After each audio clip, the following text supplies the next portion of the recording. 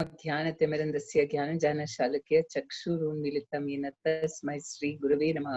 नमः ॐ विष्णुपदाय कृष्णप्रेष्ठाय भूतले श्रीमते जगन्नाथ नाम नमः आचार्यपदाय नताय कृपप्रदाय गौरकथादामदाय नगरग्रामतारिणे नमः ॐ विष्णुपदाय कृष्णप्रेष्ठाय भूतले श्रीमते भक्तिवेदान्त स्वामिनिते नाम्ने नमस्ते सारस्वती देवी गौरवाणी प्रचारणे निर्विशेष शून्यवादी पाश्चात्य जय श्री कृष्ण चैतन्य प्रभु नित्यानंद श्री अद्वैत गदाधर श्रीवासदि गौर भक्त वृंदा हरे Krishna Krishna Krishna Hare Hare Hare Ram Ram Ram Hare Hare. Okay, so chapter 6 is Dhyana Yoga or Ashtanga Yoga. Yeah, please go to the next slide. So this is the summary of chapter 5, what we did yesterday. So what is Buddhi Yoga? And that is Krishna consciousness working with a mind fixed on Krishna, with consciousness fixed on Krishna. So this is Krishna consciousness. Then paths leading to this is, first we did Sankhya Yoga, which is analytical study of matter and spirit. That means what are the elements, what are the 5 elements making up this body, and what are the senses and sense objects, mind, intelligence, ego, all these things, analytical study of matter and spirit. Then we did in 3rd chapter, this was done in 2nd chapter, we studied about the soul. Then Karma Yoga, we did in 3rd chapter, work without attachment to results. And then when Karma Yoga advances to knowledge, then you become, you are on the path of Jnana Yoga through renunciation and knowledge of soul separate from body. And when Jnana Yoga develops even further, then you come to Ashtanga Yoga, and a hint of Dhyana Yoga is given at the end of chapter 5, that how yogis also achieve this thing of contacting the super soul. But when you work without attachment to results, then you can progress to realizing the super soul. And we saw how, what is the consciousness of a person who is in this conscious, thought. And so here today we are going to do Ashtanga Yoga. Next slide.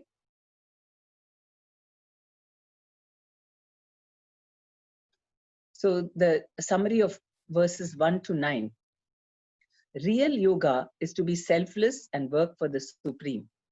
Real sannyasa is to give up the desire for sense gratification, not work itself. The first steps of Ashtanga Yoga, we practice detached work. Uncontrolled mind, our biggest enemy. And what are the results of controlling the mind? Okay, next slide.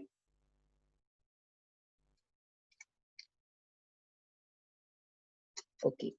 Who is the true mystic without self-interest?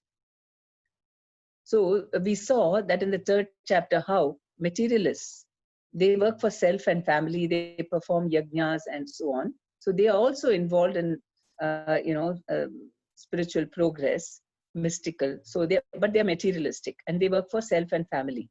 Jnanis stop work to merge into Brahman, and yogis stop work to get mystic powers, and devotees work for the satisfaction of Krishna. So you can see in all these other types of processes, they have some self-interest. Okay, they are on the path of spiritual realization, so they are definitely more advanced than someone who is a materialist. But still, devotees are totally selfless because they work only for the satisfaction of Krishna. So that chapter 6.1 and 2.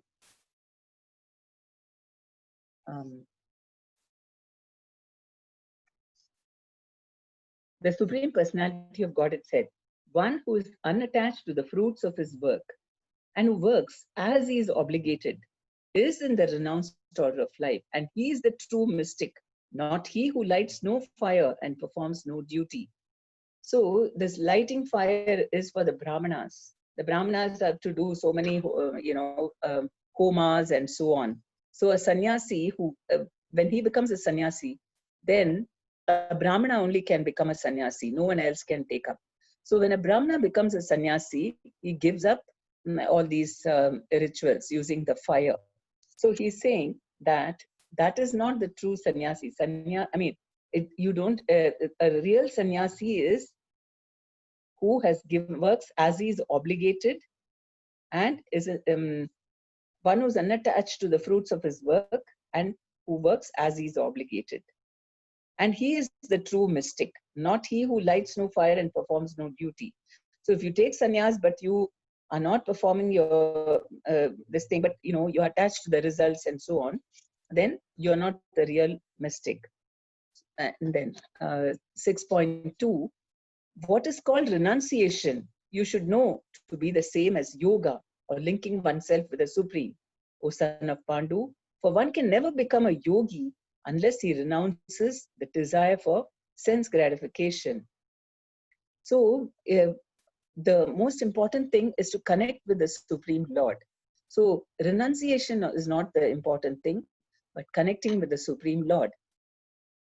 And in order to connect with the Lord, we have to give up the desire for sense gratification. If you want a higher pleasure of being connected with the Lord, then we have to gradually renounce the desire for sense gratification. Okay. And next slide. So dhyana yoga is all, dhyana means meditation.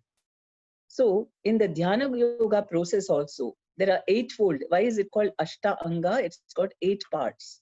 In the beginning, they have, they also have to do Nishkam Karma Yoga. They have to work without attachment to results. Why? Because they have to have the mental equilibrium in order to go and perform dhyana. So first is Karma Yoga, first to achieve mental equilibrium.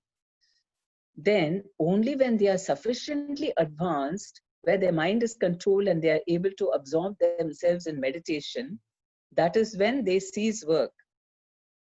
And Krishna consciousness is meditation from the very beginning. Chapter 3 and 4.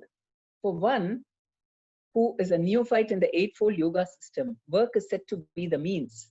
And for one who is already elevated in yoga, cessation of all material activities is said to be the means. So there is yoga rudha and yoga ruruksha, 2 steps in yoga, Ashtanga yoga. So beginning of the ladder is yoga ruruksha, means you're just trying to control your mind and senses and so on. So you have to work also. Yama and niyama. There's this, 2 steps. Yama means you control your, self, your activities, and niyama means more internal purification. So for that also you have to do work. And it says, for one who is already elevated in yoga, like you come to the platform of dharana and all, pratyahara, dharana, and you're almost coming to dhyana, you're able to meditate, that time giving up work helps one to advance further. But we find, and then 4th one, a person is said to be elevated in yoga when, having renounced all material desires, he neither acts for sense gratification nor engages in fruitive activities. So we see that all this seems very difficult. I don't know, I'm not able to stream Prabhu. That's why.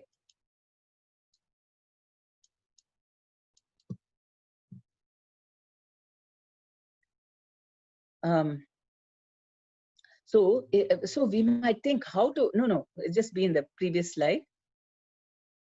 Previous slide. 1 second.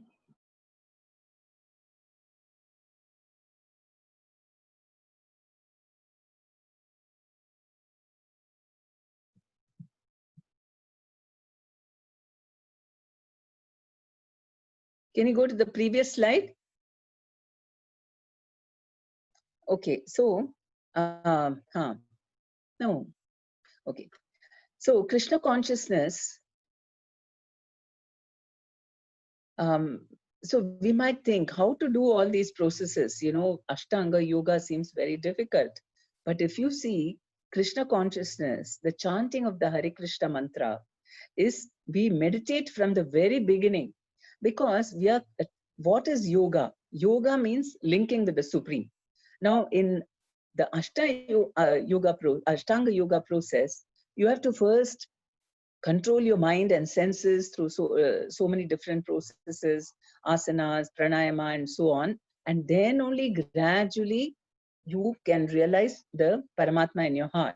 Whereas in Krishna consciousness, when we start chanting Hare Krishna Mahamantra, you're already connecting with the Lord. Beginning only, from the very beginning, we are connecting with the Lord. When we are chanting the holy names, that name is same as Krishna. So it is purifying us very quickly, and you're coming in touch with Krishna. So that is why, and it's such a simple process. So this is the thing. Okay, next slide. So uncontrolled mind is the worst enemy, because here Krishna had said that if you want to be yoga, one can never be a yogi unless he renounces the desire for sense gratification. And what is the mind do? Mind is always meditating on sense gratification, and it follows the sinful. So when the mind can be our enemy or friend. When it is our enemy, what does it do? It follows the sinful desires of lust, anger, and greed. So we are thinking more and more how to get things, and it irritates, it agitates, and misguides. Okay, what is really good for us, but mind just, even though we don't want to, this is what Arjuna asked Krishna, that I don't want to even, what is it that propels one to be, commit sinful activities, even though one doesn't want to do? And that is because of lust, which is polluting. The mind is filled with lust, and it is agitating us. And then, so we are attached to sense gratification. Result, degrades and entangles us. 6.6. For him who has conquered the mind is the best of friends. But for one who has failed to do so, his mind will remain the greatest enemy. So we know that in modern times, how much the mind is troubling people. All negative thoughts and emotions, hurt, feelings of envy, feelings of revenge, feelings of, low, feeling very low about oneself, inferiority complexes, you name it. There are varieties of, disturbances in the mind. And that is why the number of psychology clinics have increased like anything. People are really, that's another profession. Apart from, hospitals which treat the body, the mind also, we are getting more and more hospitals for that. And because we are not controlling the mind, and it's becoming our worst enemy. And next slide. Controlled mind is our best friend. What does it do? It follows the directions of Paramatma. Progressive in spiritual cultivation. It's always inspiring us to progress. Detached from sense gratification. Follows a healthy lifestyle. We like to, do everything that's good for us. Result, freedom and elevation. Why freedom? Freedom means you're free from, because when your mind, your lifestyle is not okay, then how much of entanglement? You don't have good health, or your mind is not okay, or you get entangled in so many other activities which are not good for you. And we know how people, so many things, they get, so many people are after you, or you see somebody who's too materially entangled, they get into all kinds of problems, all unhealthy people in their lives. So that is, so you're free from all that, and you get elevated in Krishna consciousness. And Krishna consciousness is following Paramatma automatically. So when you start chanting Hare Krishna mantra, and you start following simple things like, offering food and then worshipping the Lord and so on, automatically you're following the Paramatma. So you make very good progress very simply and very easily. And then say, and doing services for the Lord. So we saw 6.5, 6.5 and 6. One must deliver himself with the help of his mind and not degrade himself. The mind is the friend of the conditioned soul and his enemy as well. For him who has conquered the mind is the best of friends. But for one who has failed to do so, his mind will remain the greatest enemy. So we see the importance of controlling our mind. First of all, we have to become aware that we are separate from the mind. The mind is not us. Whatever thoughts come in our mind is not us. If the mind finds satisfaction in something, that is not us.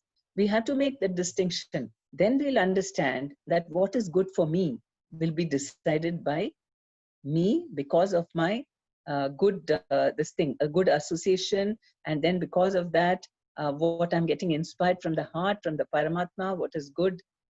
Not because in everyone there is a conscience working, right? We get all kinds of, whenever we know we are about to do something that is not so good, we can know intuitively from the heart that this is not correct. But what happens, there is another voice, that is the voice of the mind, which is saying, no, no, it doesn't matter, you can do it, everybody is doing it. Or no, how can you be happy, you really need, this is good for you. So that is the kind of battle which goes on in between us. And we should know to distinguish between the voice of Paramatma and the voice of the mind. And sometimes it is very confusing. We may think the mind only is the Paramatma. And that is why we need to associate with devotees and consult with them. And then when you get the guru, also you get the sanction. So that way we are very safe. Okay, next. Are we intelligence? If we are not body and not mind, are we not intelligence also? We are not intelligence also. Intelligence is considered to be the next door neighbor of the soul. But it is not the soul. The soul is us. And soul is God's spiritual intelligence. Intelligence can be material or spiritual. So when intelligence is connected with a mode of passion, then we have very good material intelligence, how to control things, how to very expert in so many activities in the material world to be very successful and make a lot of money and so on. And spiritual intelligence is when that intelligence, because the soul is full of intelligence, Sat, Chit and Ananda. So when we are when we are more connected to the soul, then we get spiritual intelligence. But intelligence is also not the soul. It is not us. Okay, now controlling the mind, what happens? Super soul is already reached. That is the main thing. That is why in the yoga systems, everywhere, control of the mind is given a lot of importance. Controlling the mind, the super soul is already reached. And 6.7, Krishna says, for one who has conquered the mind, the super soul is already reached, or he has attained tranquility.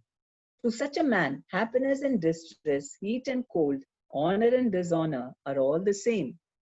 Why is it like that?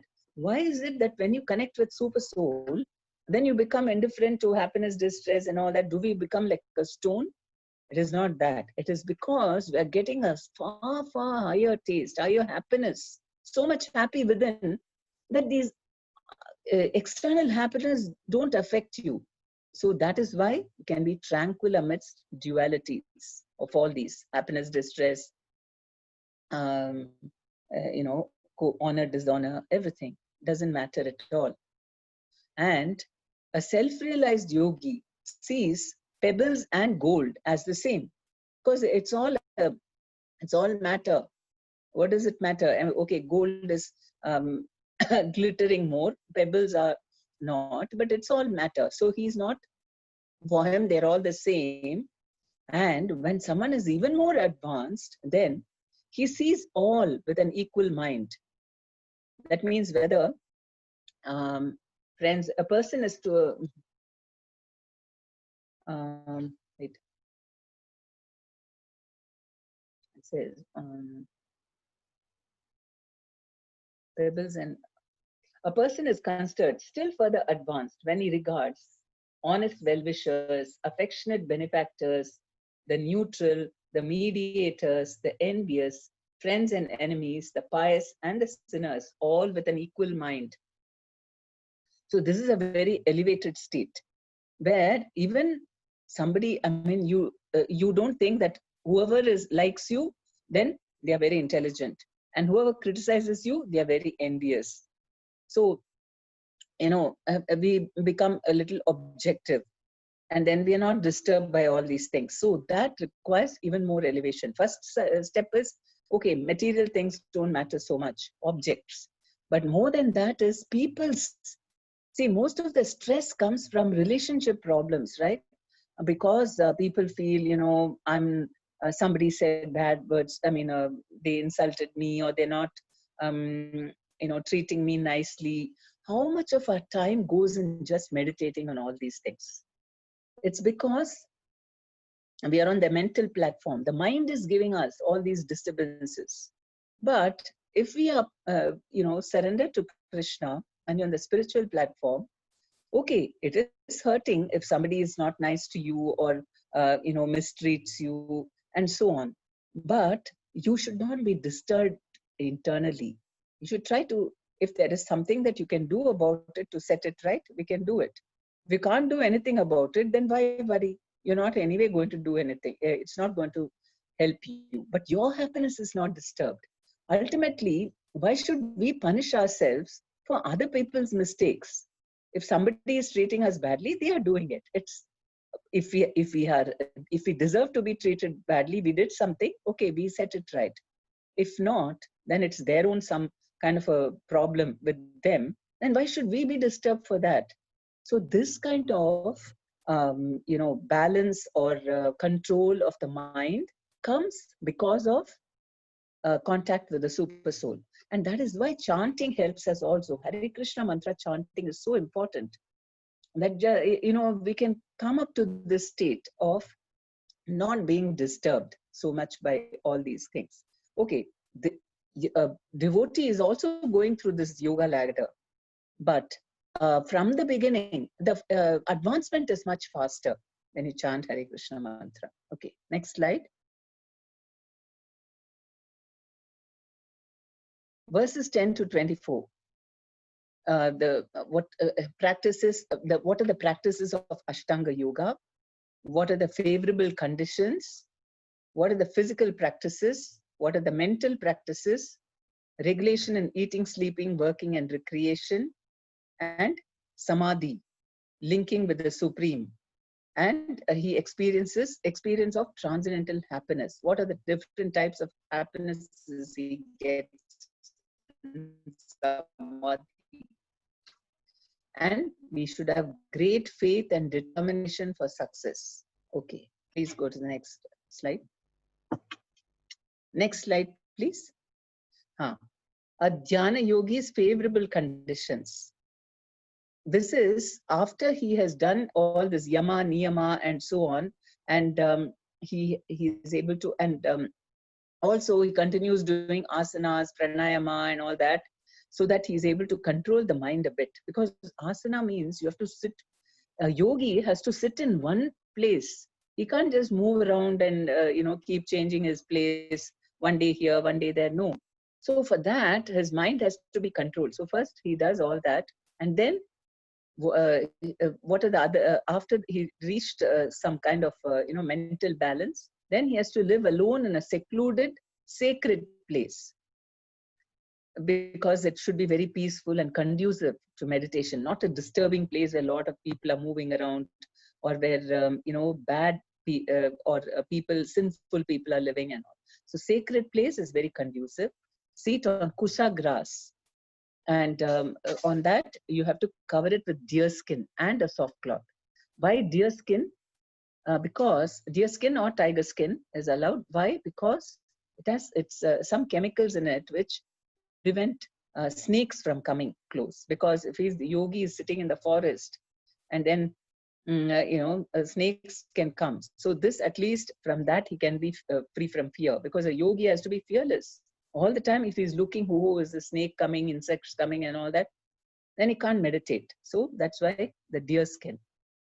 And seat neither too high nor too low. So it has to be comfortable, not too comfortable that he'll go to sleep. And he's not standing or sleeping or lying down or something. He has to sit. And okay, next slide. So what are the physical practices first? Whole body erect. Stare at the tip of the nose. Because if he closes completely, he'll go to sleep.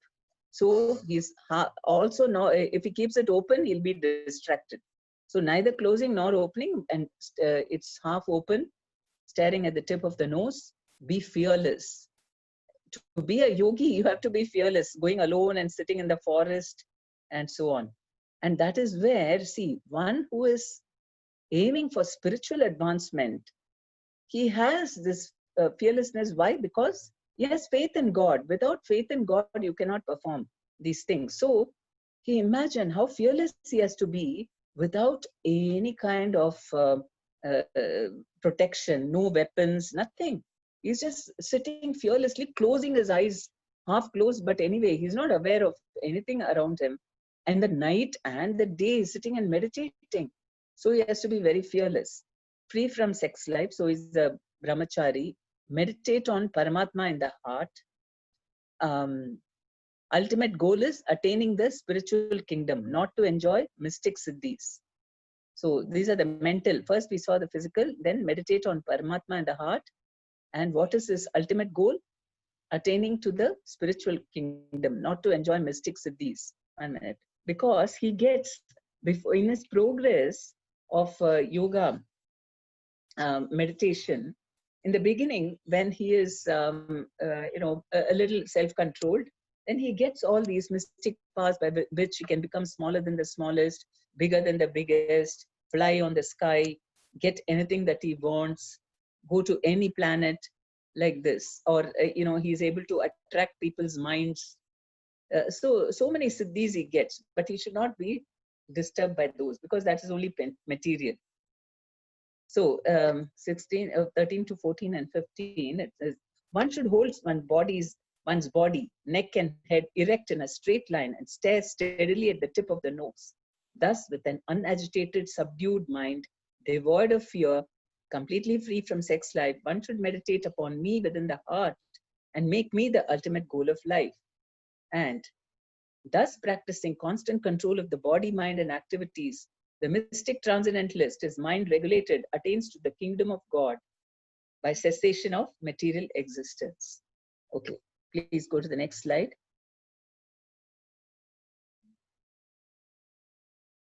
So what are the mental, this thing, 6.26.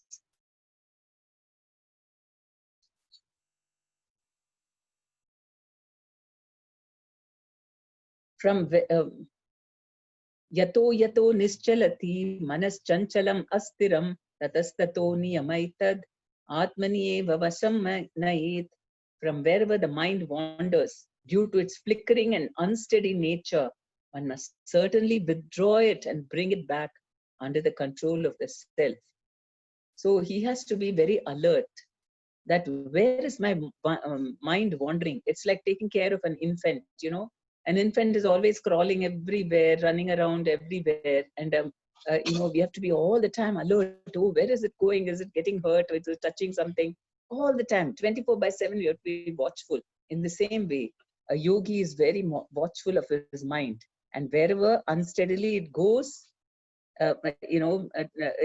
one must bring it back again. No, I'm not going to meditate on that. I'm going to think about spiritual advancement. So this is a major thing that a yogi does. Yeah. Please, next.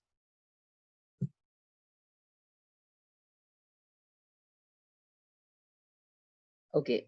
Other thing is unagitated mind, no material desires, complete celibacy, and his mind is like a lamp in a windless place. So when there is no wind, you see a lamp, it's just burning straight without flickering even a bit. isn't it? So his mind becomes like that without flickering. And then he also regulates his eating, sleeping, and recreation. He should not eat too much nor eat too less also, because in yoga it is mentioned that you should only eat half your stomach, fill half your stomach, and then a quarter of your stomach you should fill with water, and the other quarter is for the air. And this is very good for digestion.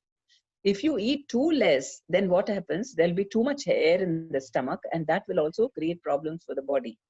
So he has to be regulated in eating, sleeping also, not to sleep too much, nor sleep too less also. Body requires rest. And recreation, this is also applicable to us when we want to make progress in our spiritual path. We have to be regulated in eating and sleeping. And recreation, we have different types of recreation, because you are in family life.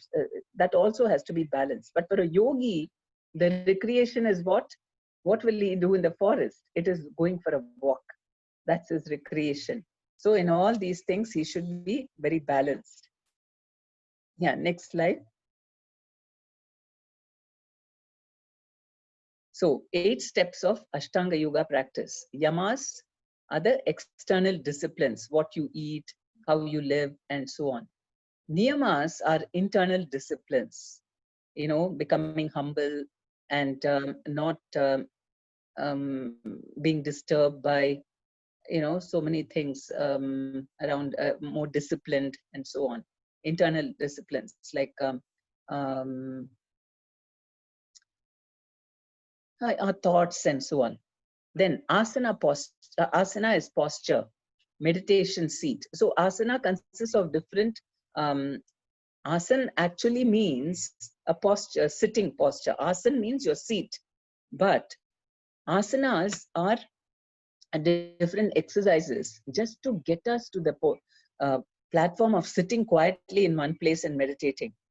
So that is why it's named like that. But it consists of different exercises, physical, postures, in order to get our body to relax, mind to relax.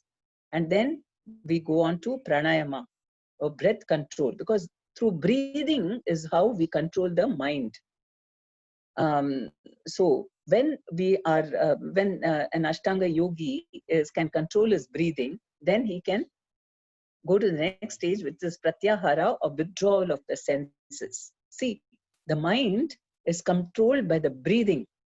And when we control our breathing, then automatically the mind becomes calm, and we can withdraw the senses from their sense objects. And then we are able to. So dharana and dhyana are different stages of meditation. Dharana is concentration. Because a yogi, Ashtanga yogi is asked to meditate on one point in the beginning. And then the higher than that is dhyana, where meditative absorption, they are able to absorb more. And this is the higher levels of yoga, when they can come, because they are able to withdraw the senses and they're able to concentrate their mind, then they can go to a secluded place and meditate. And then finally, the ultimate is samadhi, or union or integration with the Paramatma. Yoga means yugal or jugal, two dual things. And what is that? The Atma and the Paramatma coming together. So that is the samadhi. Okay, next slide. So fallacy of modern day yoga societies. What do they say? Yoga is not just breathing exercises or physical, because breathing exercises controls the mind. So they just teach that, just so that you're not too tense, and you're not too stressed out, and so on. Physical exercises for a healthy body. Most people go for that. I want to lose weight, so I'll do yoga. It is not just that. Yoga is not just going to the Himalayas, or it is not just a better facility for sense enjoyment, because a yogi, definitely with all this mind and body and all very controlled, he can enjoy much more. So it is not for that. Yoga is actually union between individual consciousness and supreme consciousness. So it has to progress towards that. But most of the modern day yoga societies stop with all this. Either they teach you for mental happiness or for healthy body, or just going to Himalayas and, just over there you do all these asana for some time and come back, or a better facility for sense enjoyment. Okay. Yes. Next slide.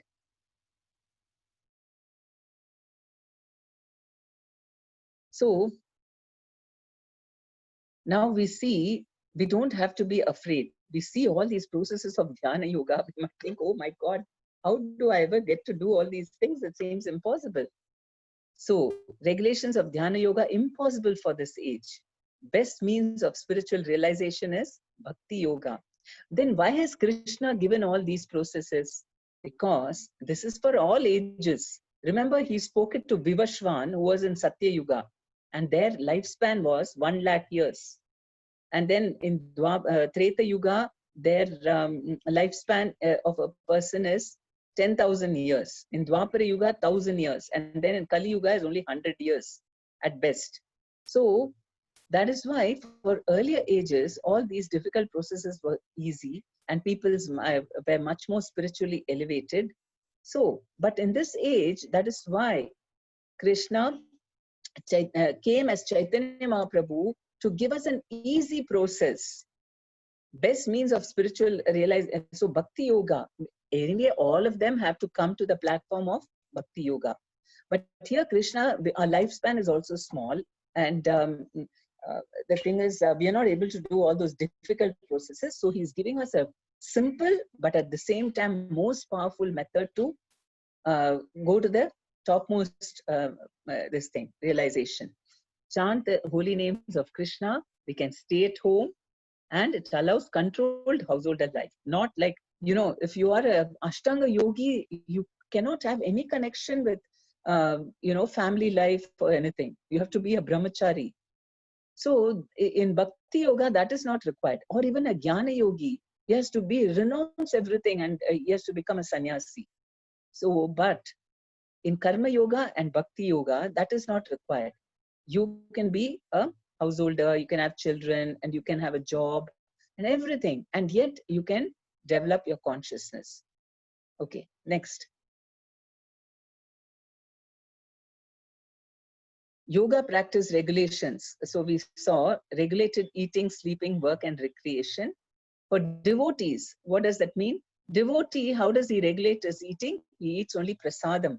So prasadam is food offered. Krishna accepts all kinds of varieties. Krishna is full of variety, and he's a big connoisseur of good food. Everything is coming from him. And so we can offer very nice, tasty food, sattvic food to him and eat. Then sleeping. So this way, it also controls, regulates our eating. We just don't eat junk food. No, if you don't have that kind of regulation to offer Krishna and eat, then we buy anything at all. And normally, what we offer Krishna is what we cook with love and offer it to him. So then, this is a very good service. There is an exchange of love. And that is what Krishna accepts. If you just buy some, packets, some processed food and all, you offer it to Krishna, there is no love or devotion in it. And okay, maybe just to sanctify, you don't get karma when there is no food, you're traveling or something, it's okay. But generally, food must be, why do we always say that home food is the best? Because home food is cooked with love, isn't it? So it has very good effect on the mind as well as the health. Imagine if you also offer it to Krishna, who is our, well-wisher, and who is actually, taking care of us. I mean, who is our supreme controller. And if we offer food to him and then eat, first of all, sins are destroyed. And not only that, our mind becomes controlled, and even our health improves. So eating prasadam is very good. And sleeping also, we are regulated in that. This applies even for devotees. Anyway, we have to regulate our eating and sleeping for good health and mental happiness, and work and recreation. So enjoy serving Krishna, and he does not waste time. Okay, and see, he's engaged, does not waste time. How? Instead of just going to all kinds of, places of sense gratification, so see his activity, he's getting joy in distributing books to people, telling them about, here you see a devotee, he is talking about the Bhagavad Gita to another person, a passerby. So see how he's gainfully engaged. He doesn't waste time in thinking of other things. So this is active yoga. Okay. Yes. Next slide.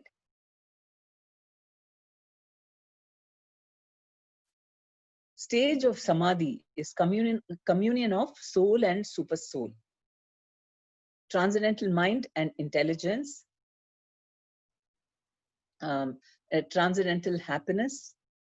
So here, that is the Lord's Chit Shakti, an easy detachment from matter. So this is what happens when the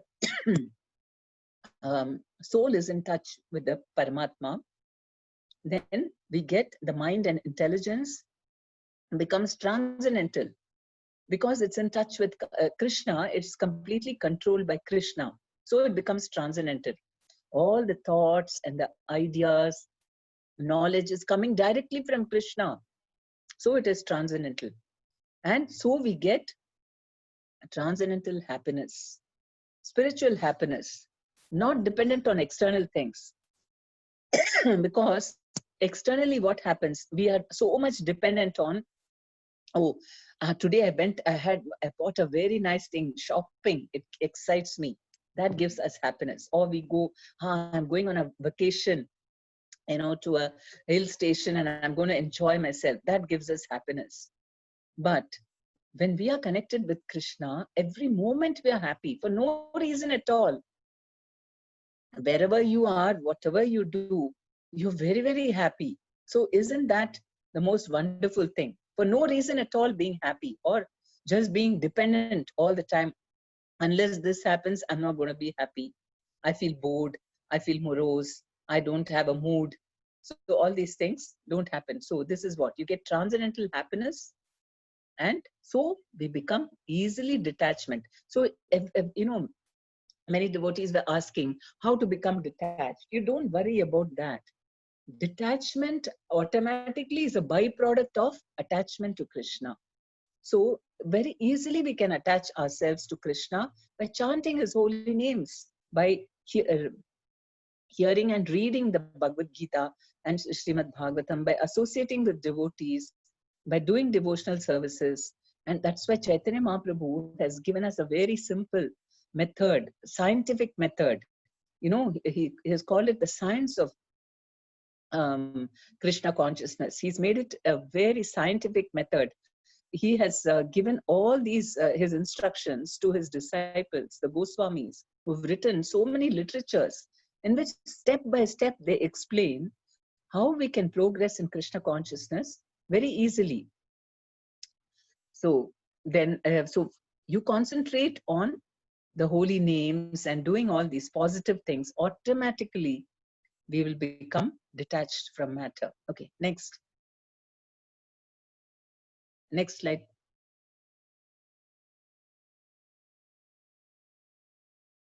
So difference in perfection between the jnanis, yogis, and bhaktas. So what do the jnanis get? The jnanis' perfection is Brahman realization. Yogis, Paramatma. And bhaktas, they understand Bhagavan. What is Bhagavan is who comes here as in different avatars, Rama, Krishna, Varaha, so many things. And he does so many leelas. So they are very much attracted by that, the Supreme Person who does so many things. And determination, and so he has got a relationship with Krishna. And there are so many different relationships with Krishna, in the neutral relationship, and in as a servitor, or as a friend, or as a treating him as you are a parent, and then conjugal. So many different relationships a devotee can experience. So this is the perfection of a devotee. So determination, perseverance, and faith essential for success. So sometimes when we are progressing, some days may be difficult or some obstacles may come, but we have to be very, very determined. No matter what, I am going to do it. And we have to keep persevering. And faith is very essential for all the processes. From the beginning, we need faith. And if we try, even though the process is quite tough, we will be successful. Why? Because Lord helps those who help themselves. And this is the example of the sparrow and Garuda. So one sparrow, what happened was, it was laid its nest and on the shore, and the sea came and washed off all the eggs. So the sparrow demanded from the ocean that give back my eggs. I want my children. And the ocean did not bother. One small little sparrow, it is just demanding, why should I bother? So then the news of the sparrows, asking this ocean reached far and wide. Everybody came to, then it reached Garuda, sister bird. And when Garuda heard this, so he came to help his, fellow bird. And he threatened the ocean, you better, return the eggs. Otherwise, see, I'm going to just, because he's got mystic power, I'll just, finish you up. So the ocean got scared and then returned all the eggs. So we may be small, but if we have the help of the Supreme, then we are most powerful. See, devotee doesn't aim for mystic powers and all that, because if he surrenders to Krishna, he's got the help of the Supreme. So that is his power. A devotee is actually very powerful, but he doesn't consider himself powerful because he's got the support of the most powerful. Okay, so this is how we can be successful. Yes, next. So we see how is the Krishna comes personally in the Garuda and picks him up from the ocean. Okay, verses 25 to 36. Progressive realizations of the yogi. He sees Paramatma in all hearts, sees all living entities equally, and then Arjuna rejects Ashtanga system as impractical. Mind is too uncontrollable, and Krishna assures that it is possible by constant practice and detachment. Okay, next slide. So what are the progressive realizations? First, we saw Yama, Niyama, Asana, and Pranayama. After that, Pratyahara is withdrawing the wandering mind from sense gratification to the self. So just by doing that, what is happening? Because the mind is wandering due to mode of passion. So when he is able to withdraw the mind from that mode of passion activities and then bringing it to the self, then he is in the mode of goodness. So even in that platform only, he is experiencing happiness in the mode of goodness. Then when he progresses further, happiness in Brahman realization. What is the yogi whose mind is fixed on me verily attains the highest perfection of transcendental happiness. He is beyond the mode of passion. He realizes his qualitative identity with the Supreme, and thus he is freed from all reactions to past deeds. So he only realizes the qualitative oneness. So he is in the Brahman realization first. First, happiness in the mode of goodness, and then because he is meditating on the Supreme, he realizes the Brahman. And then he is freed from all previous karmas.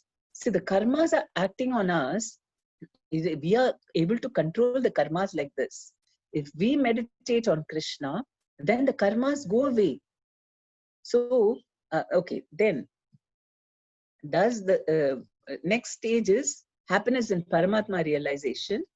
And Krishna says, thus the self-controlled yogi constantly engaged in yoga practice becomes free from all material contamination and achieves the highest stage of perfect happiness in transcendental loving service to me. So this is the topmost. So what happens is the yogi progresses from Brahman, then he goes to Paramatma realization, and then he has Bhagavan realization. Here it says perfect happiness in transcendental loving service to the Lord. So first he just meditates on the Paramatma, and when he develops service attitude, then he realizes Krishna. So I'll explain what is oneness. So there are three stages.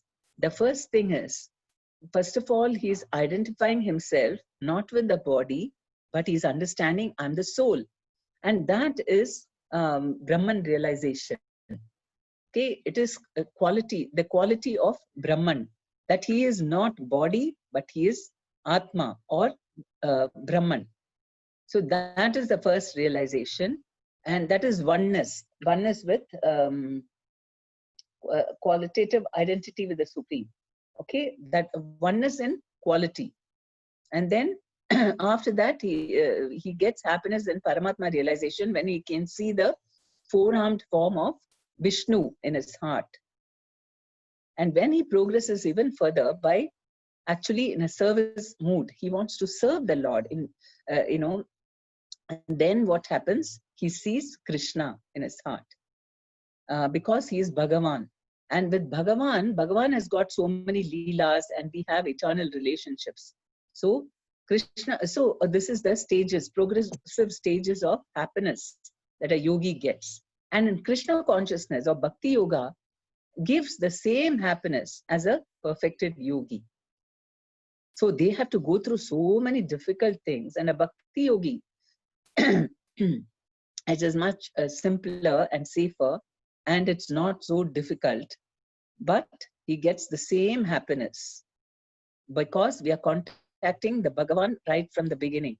But we also go through these stages because when we start chanting Hare Krishna mantra, initially we may be very materially attached. Then from there we realize actually I'm a soul, and how everybody are souls, and then we'll see the connection between everyone. And then we understand that Krishna is residing in my heart, so you get happiness out of that. Then as we listen more about Krishna's pastimes and we do more devotional service, then we can understand Krishna as the Supreme who is outside and inside everywhere, and he's the Supreme Person in Goloka Vrindavana, and he's enjoying himself in his various pastimes. So all these realizations are available to a devotee. And also, devotee's happiness far greater than a yogi. Why? Because he wants to make Krishna happy. A yogi is only thinking about his own happiness. Oh, now I've reached the Supreme, now I'm very happy. But he is not so eager to serve, whereas a devotee wants to love Krishna and he wants to make him happy. So if imagine, so if Krishna is happy, then he is so much happy because he's part of Krishna. So that is the benefit of being a devotee. Okay, next.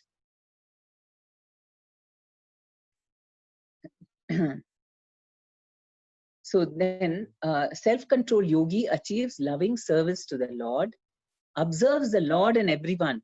We saw even in yesterday's thing how by working without attachment, then we also reach the Paramatma, and we can see how Krishna is there, in everyone's heart. Paramatma is there in everyone's heart. The same thing Ashtanga yogi also, because he is also seeing the Paramatma, and he observes the Lord in everyone. Everyone is situated in the energy of the Lord, sees the Lord everywhere. Lord is never lost to him, nor is he lost to the Lord. So always he sees everywhere, only Krishna is acting. Because Krishna is controlling everyone as the Paramatma. So he's not disturbed at all. So he sees Krishna is never lost to him because he sees that Krishna is controlling everything.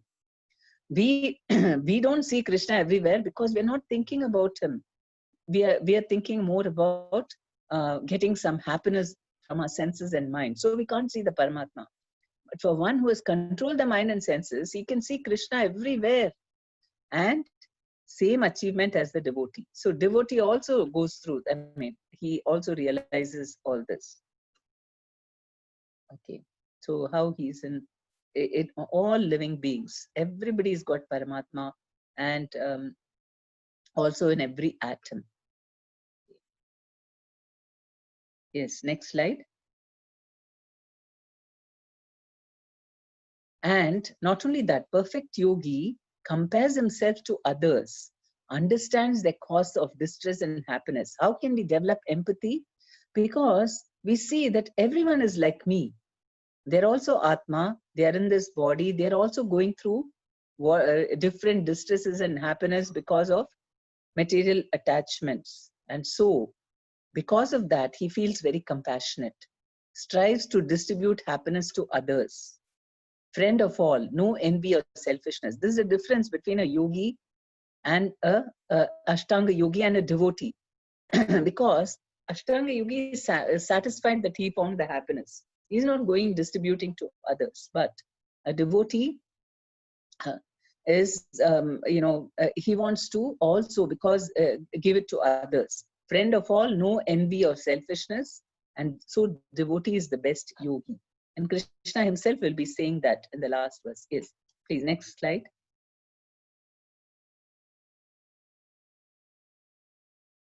How to control the mind. So Arjuna, he imagined 5,000 years ago, Arjuna himself was saying that this is impractical. I cannot control my mind. What to speak of today?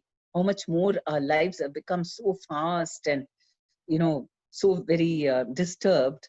But Arjuna in that time, he was saying, and also is in the battlefield.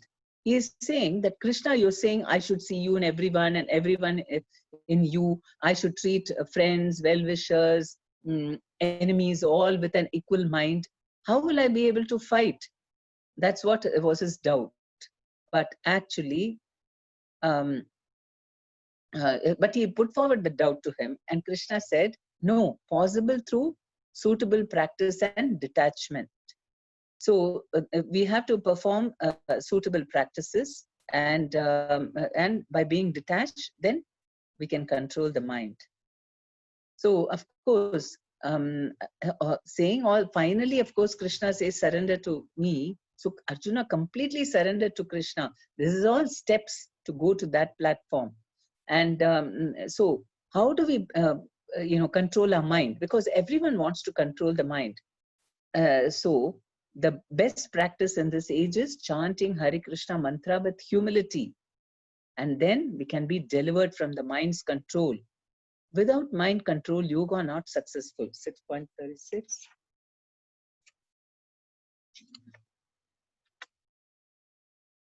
For one whose mind is unbridled, self-realization is difficult work. But he whose mind is controlled and he who strives by appropriate means is assured of success. That is my opinion. And so we have to control the mind, and this Hare Krishna chanting controls the mind very easily. How? Because that is what you have to experience it to know that you listen to the holy names. Then don't listen to the mind, and the mind will be chattering away so many things, but you just ignore.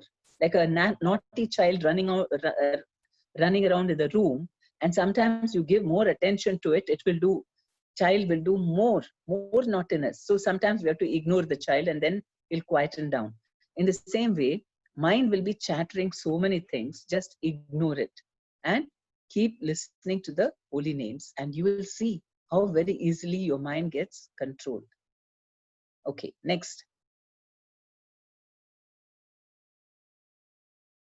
Verses 37 to 47. What is the destination of an unsuccessful yogi? Krishna assures of a very good and auspicious next birth to make further progress in spiritual life. And then comparison of a yogi with karmis, jnanis, and tapasvis, and bhakti yogi, best of all yogis. Yeah, next slide.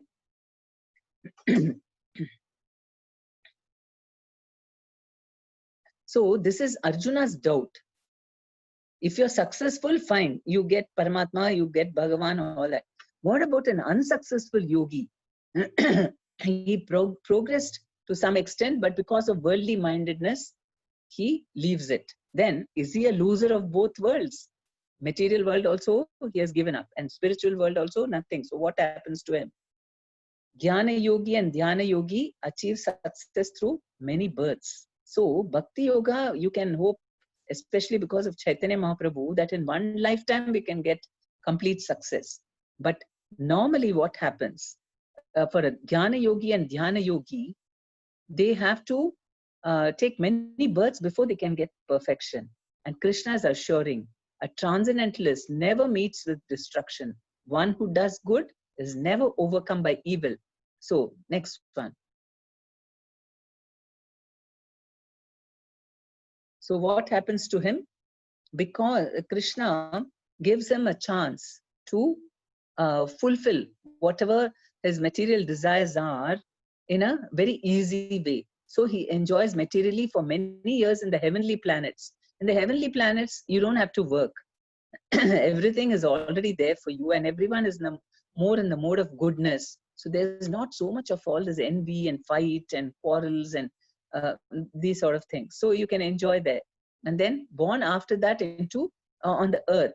From there, you have to come down to the earth into transcendentalists or rich families. And then he again takes to yoga for complete success.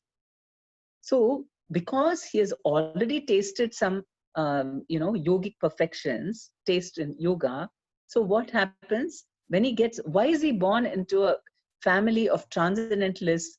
um, because if he's advanced enough, he goes into a transcendentalist house, so that from the beginning he can engage in Krishna consciousness. You see small children, how they are engaging. So they have done a lot of, they must have been yogis in their previous life who didn't complete their, perfect their thing. So they are given a chance to be born in a devotee's house or rich families, so that they don't have to work too hard and instead concentrate on their spiritual advancement.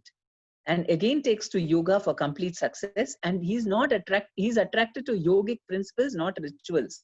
Rituals are for material success, so he is not interested in that. He's more interested to in yogic principles. Yes, next.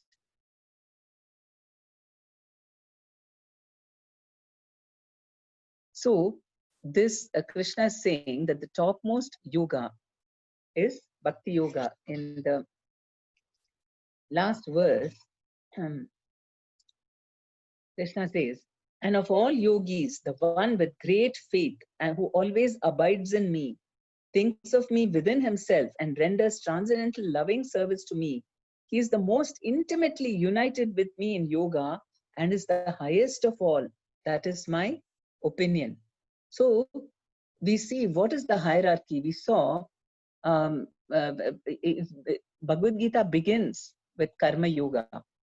Okay, before, and in that chapter we also see those who are doing just karma. That means they are offering sacrifices but for material sense enjoyment.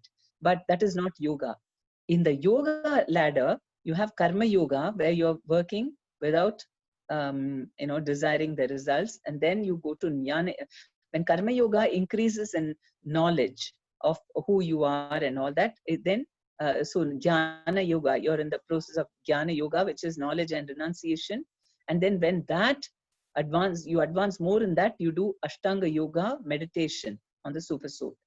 And when that you realize the super soul and you start doing devotional service, you come to bhakti yoga. So this is the normal progression, normally. And that is why the chapters in Bhagavad Gita are also in that order. Bhakti yoga, we will see from tomorrow, 7th chapter to 12th chapter is all completely about Bhakti yoga. Krishna describes about himself, who he is, what are his powers, and how we must render devotional service to him, all that. So Bhakti yoga is the topmost. All other yogas are progression towards the destination of Bhakti yoga. Yes. So in this age, you can see how just chanting and dancing together, you connect with Krishna. You see the happiness in all their faces. This is active meditation. You're uniting, linking with the Supreme. Yes. Next.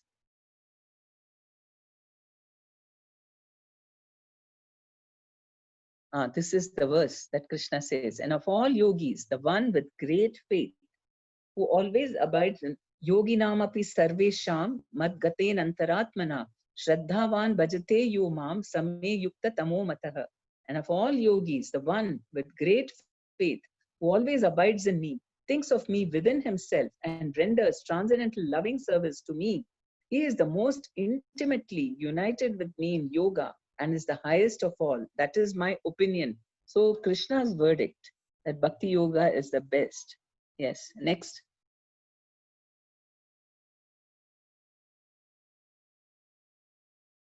So, without mind control, okay, this is the a summary of all that we have done today in a nutshell. Without mind control, any form of yoga is a waste of time. We can control it with detachment and suitable practices. For one who controls his senses and mind, Paramatma is already reached. When he starts to render devotional service to Krishna, he realizes Bhagavan, experiences happiness, complete peace, and harmony with everyone. Yogi is better than a karmi, jnani, or tapasvi. So generally, yogi is better than karmi, jnani, or tapasvi, but the best yogi is a devotee. And best practice in this age, chant Hare Krishna Mahamantra and associate with devotees for easy and complete perfection. Hare Krishna, Krishna Krishna, Hare Hare, Hare Rama, Rama Rama, Hare Hare. Hare Krishna, Krishna Krishna, Hare Hare, Hare Rama, Rama Rama, Hare Hare. Hare Krishna, Krishna Krishna, Hare Hare, Hare Rama, Rama Rama, Hare Hare. And I've also mentioned all the important verses, 6.1, 6.7, 6.9, 6.17, 6.26, 0.29, 0.30, 34, 35, 41, and 47. Okay, so is there a, can you go to the last slide?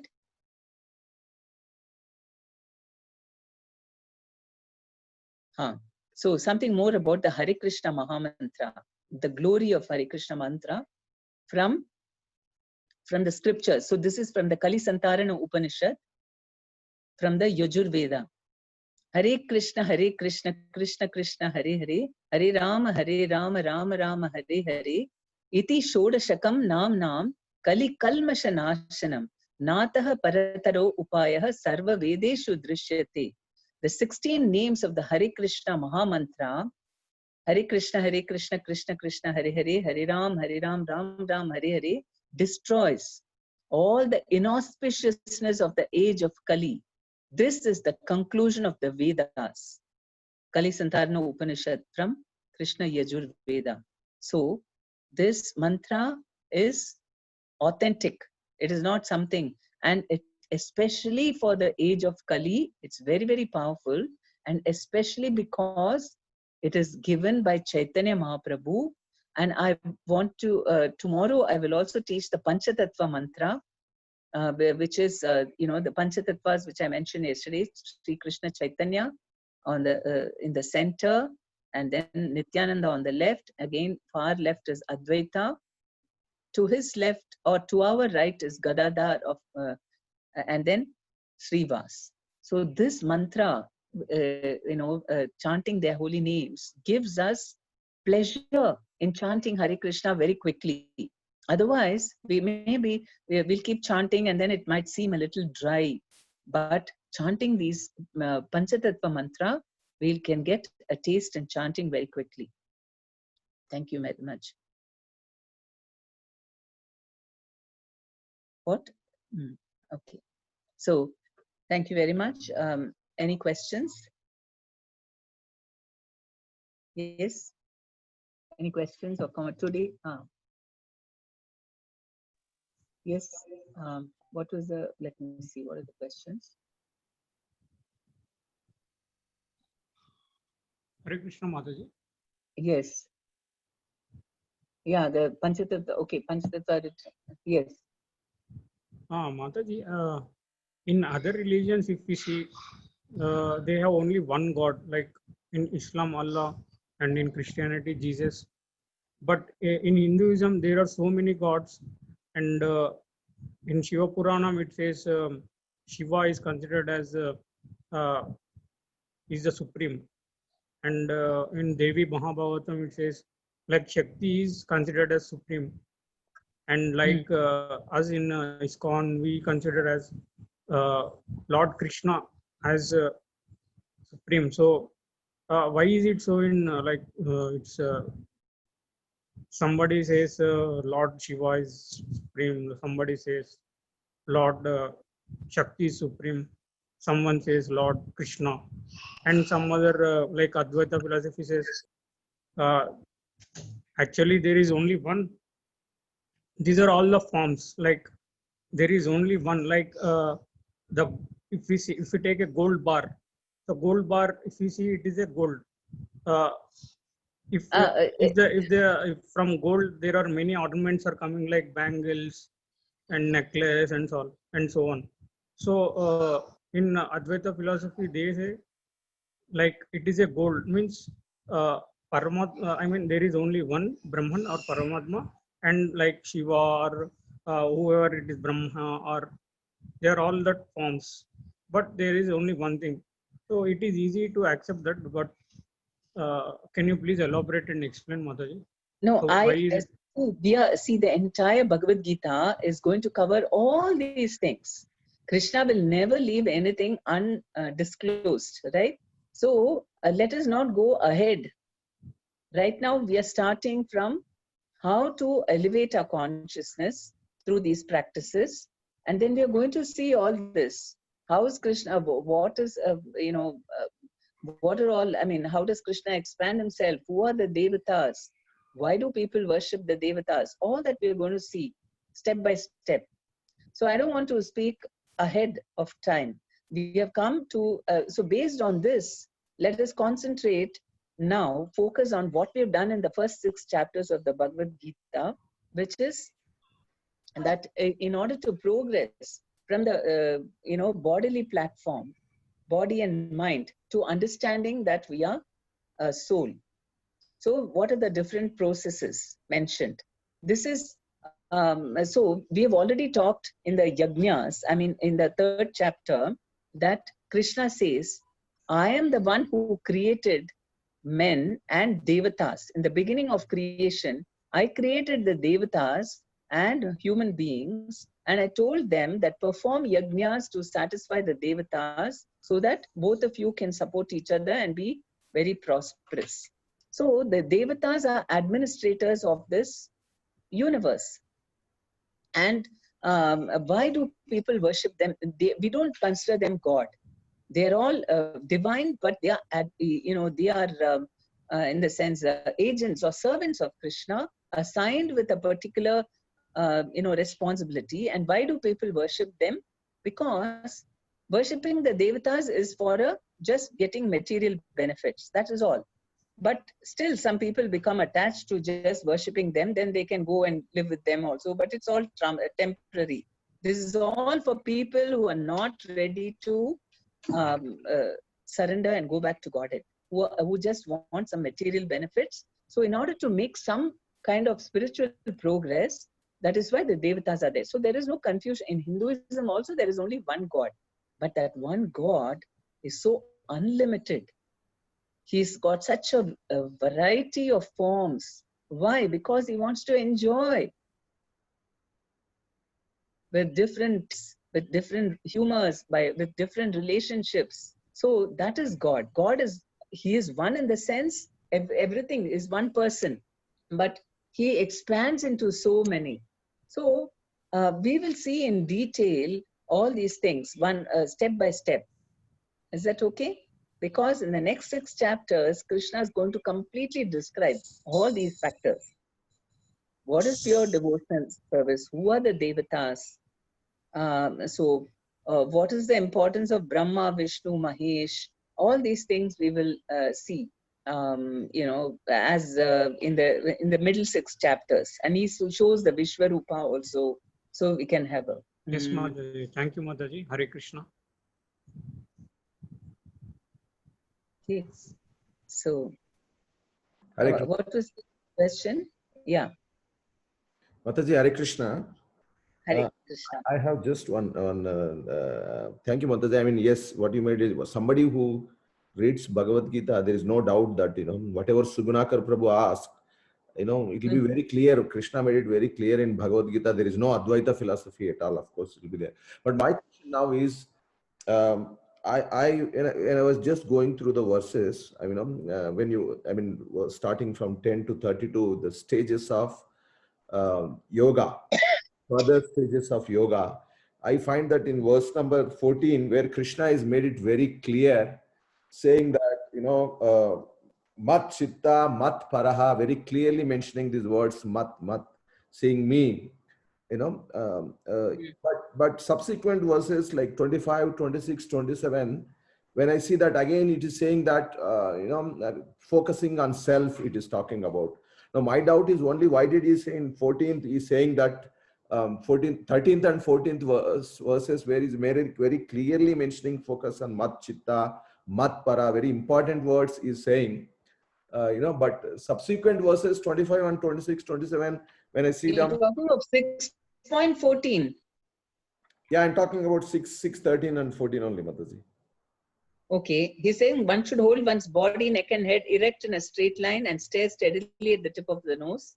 Thus, with an unagitated, subdued mind, devoid of fear, completely free from sex lust, one should meditate upon me within the heart and make me the ultimate goal of life. Okay. Okay, so this is very important where he is clearly saying me. He's using the word, you know, meditate upon me and make me the ultimate goal of life. So when I go to verse number 25, 26, 27, you know, where again he's saying gradually, step by step, one should become situated in trance by means of intelligence sustained by full conviction, and thus the mind should be fixed on the self alone and should not think of nothing else. Similarly, in 26 also it is saying from wherever the mind wanders due to its flickering and unsteady nature, one must certainly withdraw it and bring it back under the control of the self. Yeah. So, further again, even 27 also is talking about self only. So on the soul platform. See, because first of all, we have to be on the soul platform to realize the Paramatma. No, the mind is the one which is making us forget that we are the Atma. So the mind is dragging us to material topics, you know, sense enjoyment, mode of passion. So it is going, oh, how nice that time I went here and I ate that, and all mode of passion things. Whereas the self is thinking about spiritual advancement. So from wherever it's wandering to mode of passion, we have to bring it to mode of goodness, because goodness is thinking of spiritual. You know, we want to be on the platform of soul and think about spiritual happiness, you know, doing good to others, or, you know, like that. So from the passion, mode of passion, we are trying to make it to bring it to mode of goodness. That is why it's saying to the self. Then, of course, after that, you have to keep meditating in one point, and then gradually you'll realize the Paramatma. Okay, thank you, Mataji.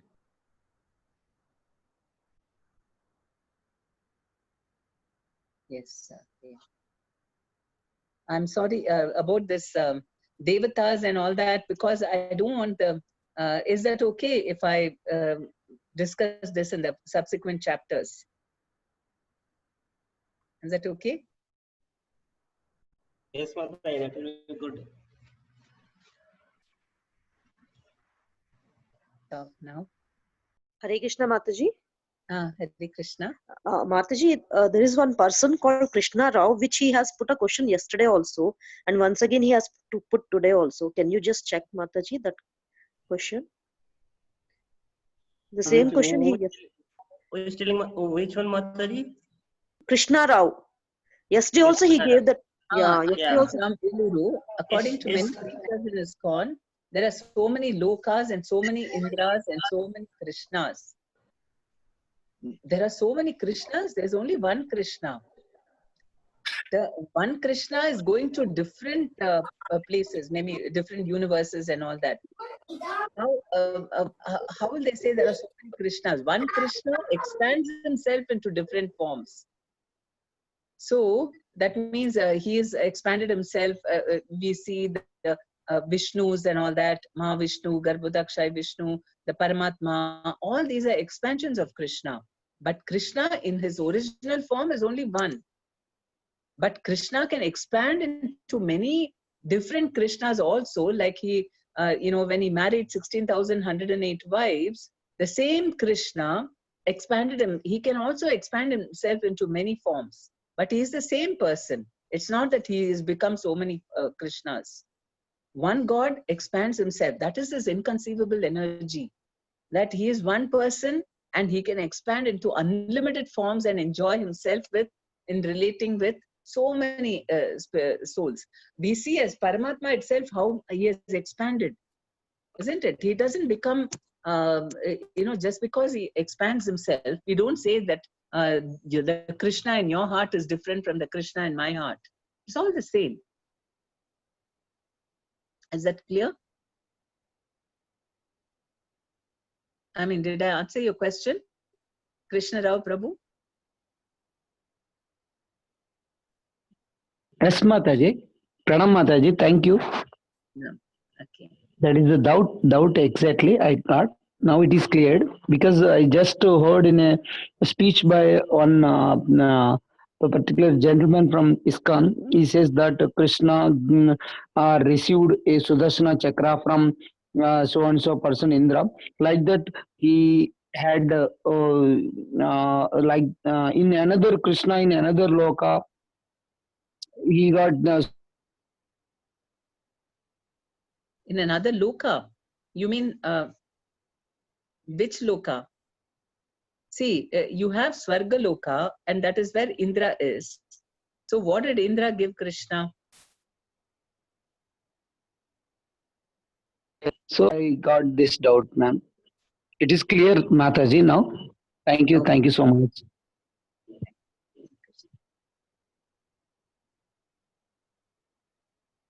Oh, Panchatattva. Okay.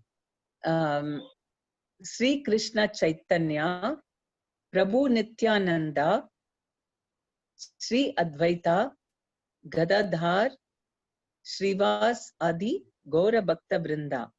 I'll repeat again. Sri Krishna Chaitanya, Prabhu Nityananda, Sri Advaita, Gadadhara, Srivasadi, Gaura Bhakta Vrinda. Sri Krishna Chaitanya, Prabhu Nityananda, Sri Advaita, Gadadhar, Srivasadi, Gaura Bhakta Vrinda. Have you noted it down?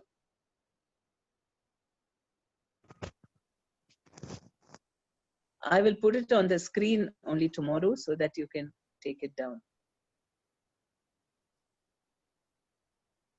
Hare Krishna Mataji. Hare Krishna. Mataji, I have one more question, Mataji. Like in other religions, like Islam or Christianity, they have only one book, like Quran or Bible. And we have so many Puranas, and each Purana is conflicting others' interests. There is a confusion, and Vaishnava is not liking Shiva. I mean, those who follow Shaivics. So it is all like confusion. It is creating confusion among devotees also, Mataji. Why? Like if we also had only one book and pointing towards only one thing, so this confusion might or not have been there, no, Mataji. No, it's not like that. Krishna has you see, Hinduism is caters to every type of person, because different people are situated in different levels of evolution of consciousness. So that is why we have different devatas. So the Puranas, the Puranas, there are 18 Puranas, and each is 6 are for the people in the mode of ignorance, 6 in the mode of passion, and 6 for the mode of goodness. Now, those who are in the mode of ignorance, they like to worship the ghastly forms of Durga, or like that. So there are Puranas like Devi Purana will say Devi is the topmost, but somewhere in between it will also mention that Krishna is the supreme. But they will avoid that. The people who are attached to worshipping a Kali or something, they want to feel, just to promote their devotion, these Puranas are saying that because in one sense, it's not lies. She is the supreme in this material world. This is called Devi Dham. So she is the in charge of the material energy and so on. It is true also, but the entire picture is not very much revealed over there, so that the worshipper can progress from the mode of ignorance to come to the mode of passion. So this is why they're elevating. And or why do they, there is Shiva Puran and all that, where Shiva is said to be the supreme.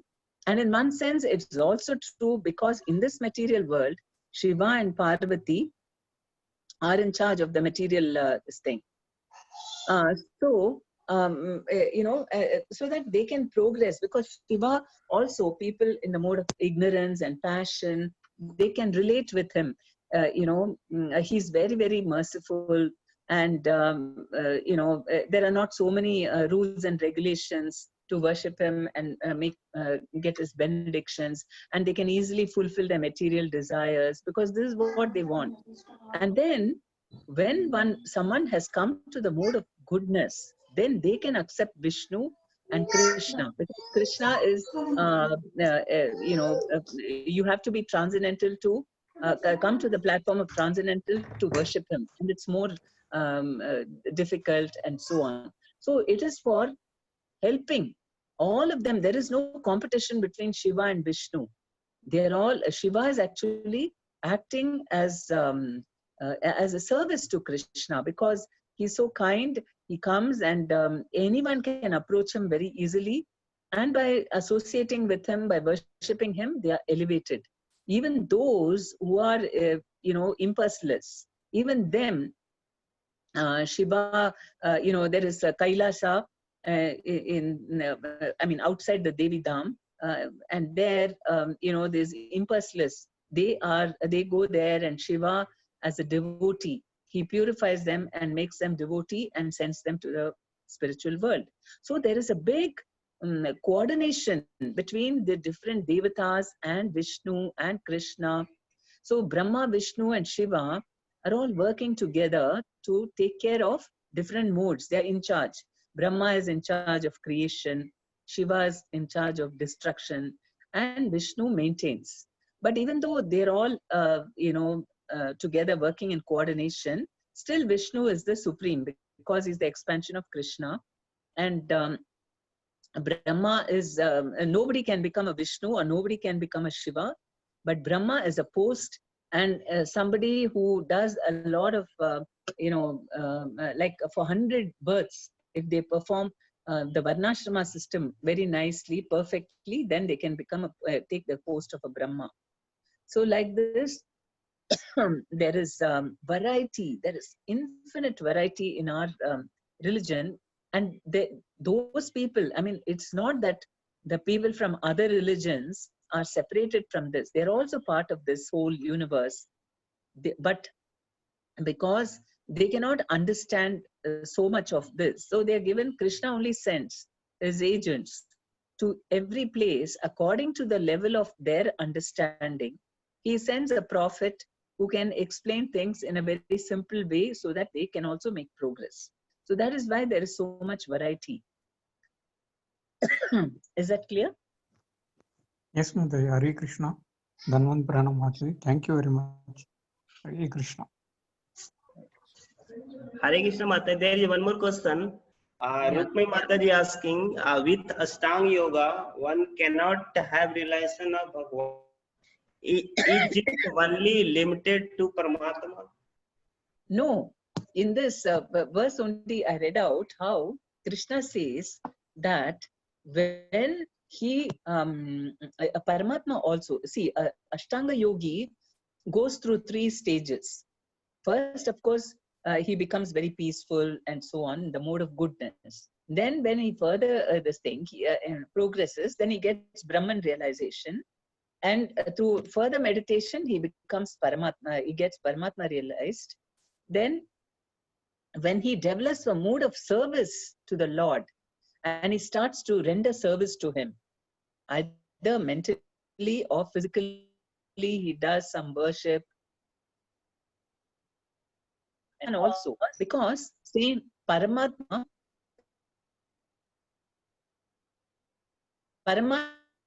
is just standing like that, and there is no initially Paramatma's duty role in this material world is to just oversee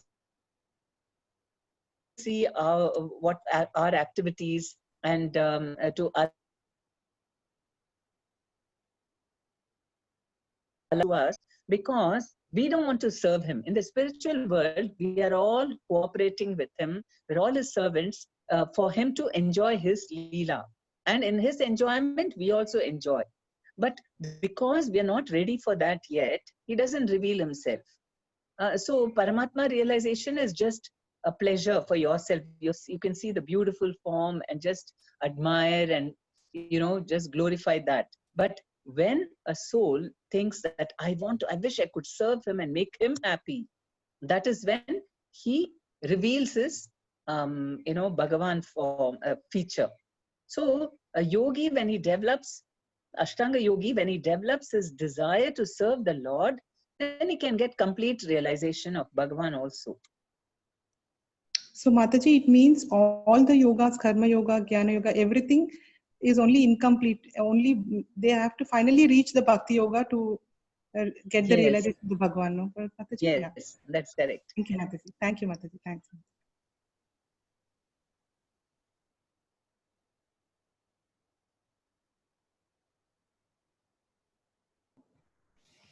Mataji, Hare Krishna. Hare Krishna.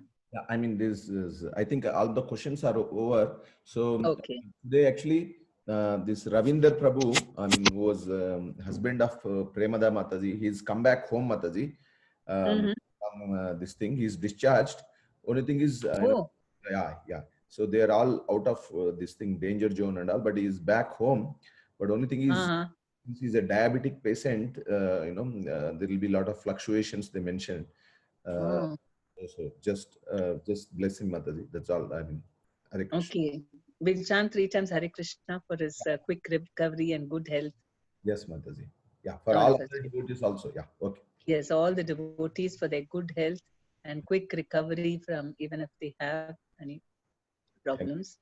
Hare Krishna, Krishna Krishna, Hare Hare, Hare Rama, Hare Rama, Rama Rama, Hare Hare. Hare Krishna, Krishna Krishna, Hare Hare. Hare Rama, Rama Rama, Hare Hare. Hare Krishna, Krishna, Hare Hare. Hare Rama, Rama Rama, Hare Hare. Hare Krishna. All right, then we'll stop now. Shri Gurudev ki jai, Shri Prabhupada ki jai, Srimad Bhagavad Gita Granth Raj ki jai.